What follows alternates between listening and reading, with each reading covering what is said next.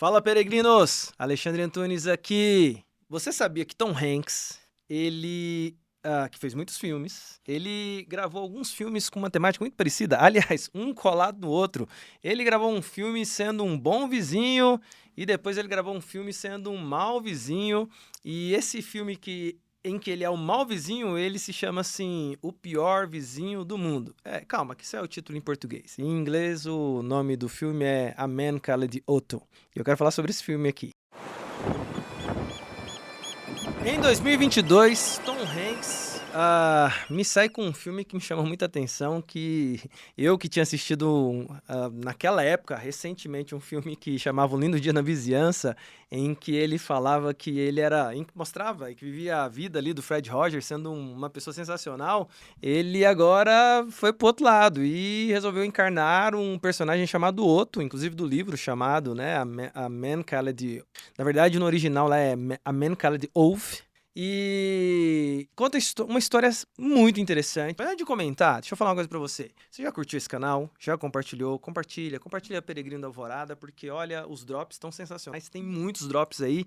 Vai lá, faz uma playlist e acompanha aí, porque dá pra maratonar, tem muita coisa legal. Mas falando aqui sobre esse filme que saiu em 2022, me pegou muito esse filme, porque eu tava com aquela visão do Tom Hanks interpretando um personagem bonzinho, e ele me sai com esse título desse filme, É o Pior Vizinho do Mundo, e eu fiquei muito curioso para ver do que se tratava essa história. E quando eu fui assistir esse filme, me deparei com uma linda história, um lindo drama que tem uma lição muito importante pra gente que observa a vida do ser humano. Na verdade, o filme, A Man Called Otto, conta a história de um senhor, um vizinho rabugento, metódico, que é um cara que não gosta de nenhum tipo de mudança, e ele faz uma ronda lá na vizinhança dele, ele é um pouco agressivo com as pessoas no entorno dele, ele é bastante enfático sabe aquelas regras mínimas? Ele não aceita que essas regras sejam quebradas, que elas sejam regras de convivência de vizinhança. Então ele é muito rígido com isso e você fica curioso com esse personagem, com essa camada dele, e aí você entra nessa história. Esse filme tem essa primeira chamada, essa primeira camada, vamos assim dizer. Só que isso tudo é para mostrar, na verdade, uma história bastante complexa, delicada e que tem tudo a ver com a vida do ser humano, no que tange especialmente alguns dramas que a gente vive. Na verdade, e aqui vai um pedacinho de spoiler, eu não vou entrar em aqui da trama, de alguns detalhes, de alguns acontecimentos, mas na própria sinopse isso aí tá implícito. Você percebe que aquele homem é daquele jeito, aquela pessoa fechada, depressiva, uma pessoa que tem dificuldade de se relacionar com outras pessoas, tudo aquilo tem um porquê. E o filme tem uma narrativa muito bonita, porque ela vai sabe como em pequenas dosagens, o filme vai te revelando aos poucos o passado do outro, e você vai simpatizando com aquele senhor rabugento interpretado pelo Tom Hanks, que ele é muito complexo, muito difícil, muito complicado, mas à medida que vai revelando o porquê que ele é daquele jeito, você vai entendendo as dores daquele personagem. Na verdade, você vendo a história ali é o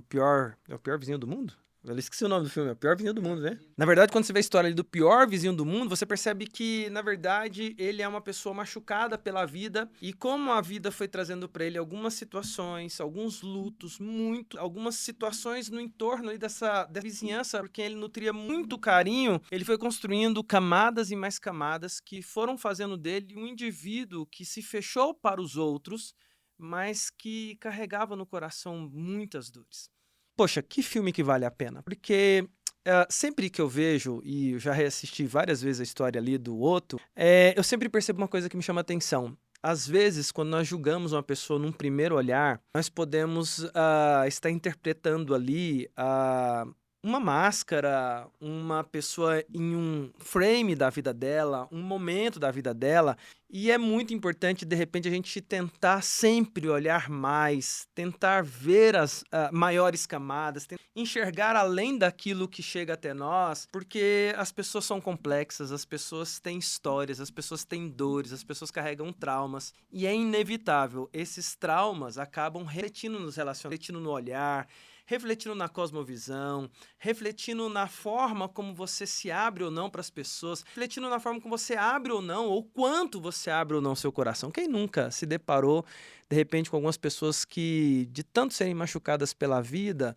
elas ficaram ressentidas e fechadas. A história do Otto é bonita porque ela começa a mudar justamente nesse ponto que eu quero destacar com você aqui, peregrino. Quando aparece uma família e essa família começa a quebrar essa cara. Ela começa a ser, mesmo com a resistência dele, mesmo com as dores que aquele cara tinha, essa família começa a se aproximar, começa a insistir, começa a cuidar dele. E eu não vou contar aqui a história do filme, de como a coisa caminha, ela conclui, mas eu digo uma coisa para vocês.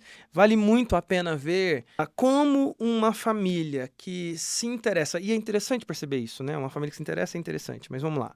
Chega essa família lá nessa vizinhança e esse outro machucado recebe essa família da pior forma. É uma família que não conhece esse cara. Entretanto, eles se afeiçoam, não desistem, percebem que tem alguma coisa errada com esse cara e começam a caminhar com ele, começam a insistir, mesmo com vários nãos, mesmo com várias respostas, às vezes ruins da parte dele para com a família, mas acaba que ele vai cedendo e o final da história é um final muito bonito.